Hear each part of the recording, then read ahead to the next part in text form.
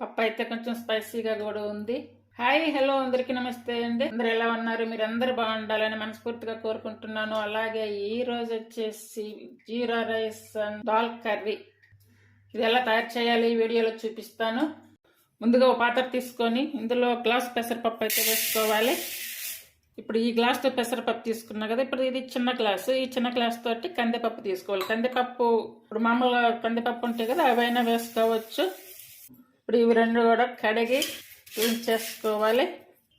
ఇలా కడిగి పెట్టుకున్నటువంటి ఈ పప్పులో ఇప్పుడు వాటర్ పోసుకోవాలి.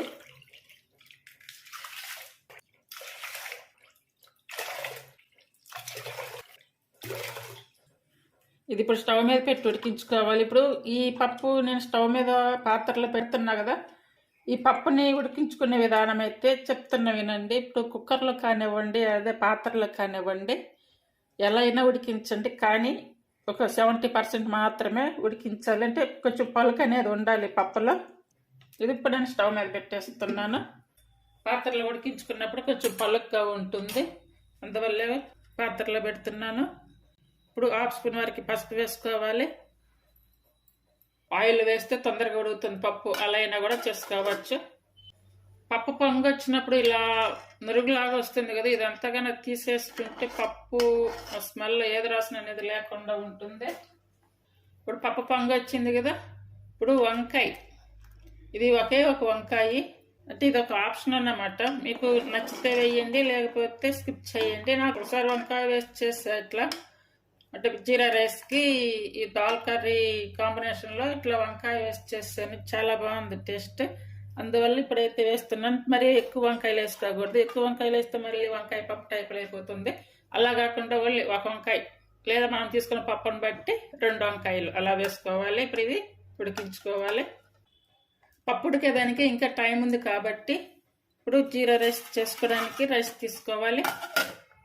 చూడండి, రైస్ అయితే తీసుకుంటున్నా. ఇప్పుడు 1.5 గ్లాస్ అయితే రైస్ తీసుకుని, ఈ రైస్ అయితే ఇప్పుడు మంచిగా 2-3 సార్లు కడగాలి.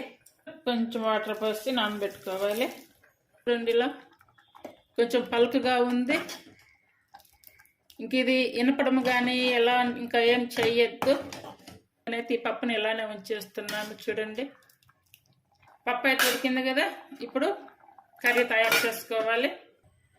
ఇప్పుడు కర్రీ కోసము స్టవ్ మీద ఒక పాత్ర పెట్టుకొని అందులో 2 టేబుల్ స్పూన్లు ఆయిల్ వరకు వేసుకోవాలి. 1/2 స్పూన్ వరకు జీరా ఇలా సిప్పట్లాడే టైంలో కట్ చేసుకున్న పచ్చిమిర్చి వేసుకోవాలి. 1/2 స్పూన్ వరకు అల్లం వెల్లుల్లి పేస్ట్, అలాగే సన్నగా కట్ చేసుకున్న ఉల్లిపాయలు ఇలా పొడవుగా కట్ చేసుకోవాలి. పచ్చివాసన ఎగిపోయింది. ఇప్పుడు సన్నగా కట్ చేసుకున్న టమాటాలు వేసుకోవాలి. టమాటా ఒకటి పండిన టమాటా ఒకటి బిగ్ సైజ్ తీసుకున్నాను. మూత పెట్టి మెత్తగా అయ్యే వరకు ఉడికించుకోవాలి. అలాగే కరివేపాకు, టమాటాలు, ఉల్లిపాయలు ఇలా ఉడికించుకున్నాక టేస్ట్ సరిపడా సాల్ట్ వేసుకోవాలి. టమాటాలు అయితే కొంచెం మెత్తగానే ఉడికించుకోవాలి. ఇప్పుడు ఒక 1/2 స్పూను జీరా పౌడర్, అలాగే 1/2 స్పూన్ ధనియాల పౌడర్, ఒక 1/2 స్పూన్ పసుపు, 1 స్పూన్ వరకు కారం వేసుకోవాలి. ఇవన్నీ వేసుకున్నాక మంచిగా కలుపుకోవాలి. ఇదంతా మంచిగా ఉడికాక అంతా రెడీ చేసుకున్నాక ఇప్పుడు ముందుకు ఉడికించి పెట్టుకుంటామంటే ఈ పప్పు వేసుకోవాలి. పప్పు ఇలా లూజ్గానే ఉండాలి, గట్టిగా ఉండకూడదు. చూడండి, పప్పు మెయిన్, ఈ పప్పు ఉడకపెట్టుకోవడం అనేది చాలా ఇంపార్టెంట్. చూడండి, అనేది పప్పు ఇప్పటికీ వినపలేదు, ఎలా ఉడికించానో అలానే వేసాను పప్పుని. కావాలనుకుంటే కొంచెం వాటర్ కూడా, హాట్ వాటర్ వేసుకుంటే సరిపోతుంది. చూడండి, ఇప్పుడు ఈ వాటర్ అయితే వేస్తున్నాను.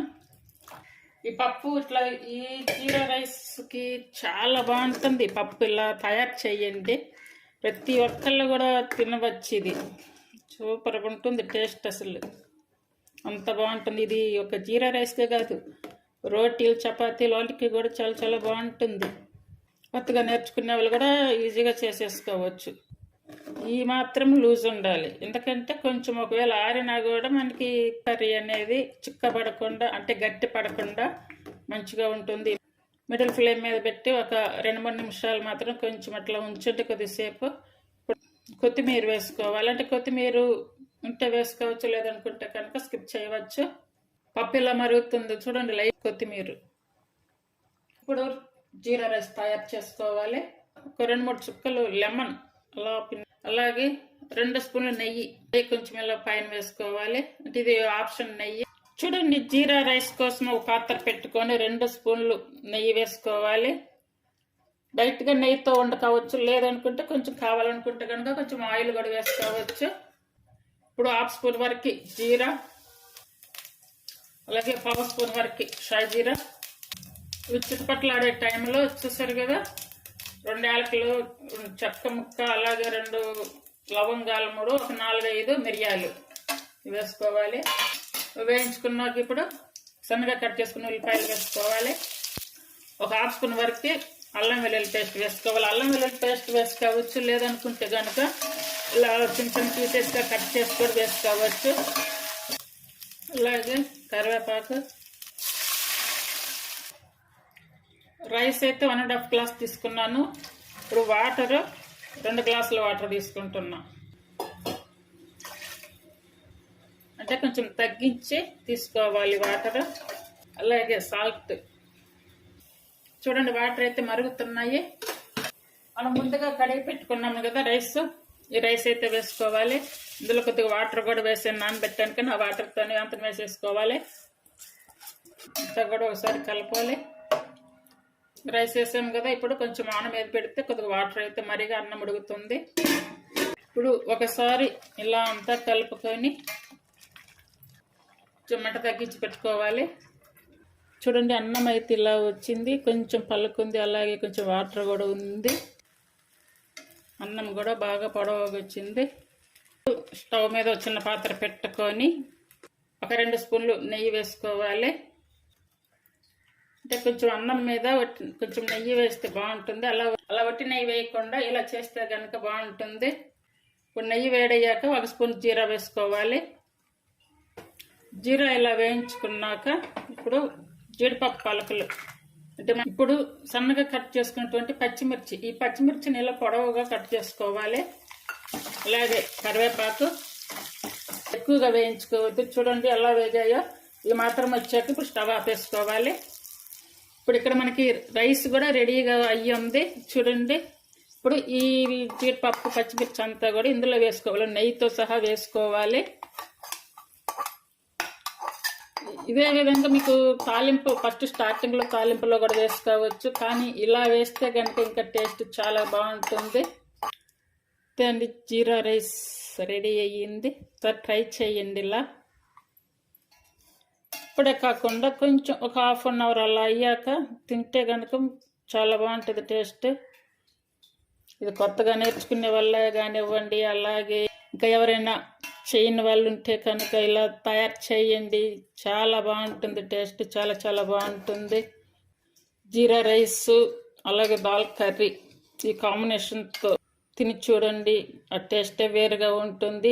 చూసారు కదా, కర్రీ చేసి పక్కన పెట్టాను, కొంచెం చల్లారింది, అయినా కూడా ఇంకా పప్పు అయితే లూజ్గానే ఉంది. చూడండి, ఇలా ఉండాలండి కర్రీ, ఇలా ఉంటేనే దాల్ కర్రీ జీరా రైస్లోకి టేస్ట్ ఉంటుంది.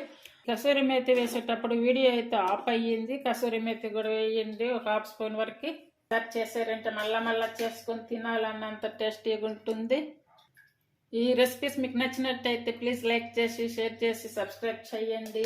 అలాగే ఛానల్ సపోర్ట్ చేయండి. ఛానల్ సపోర్ట్ చేస్తున్న మీకు అందరికి కూడా చాలా చాలా థ్యాంక్ యూ అండి. నచ్చితే కనుక ఫాలో అవ్వండి.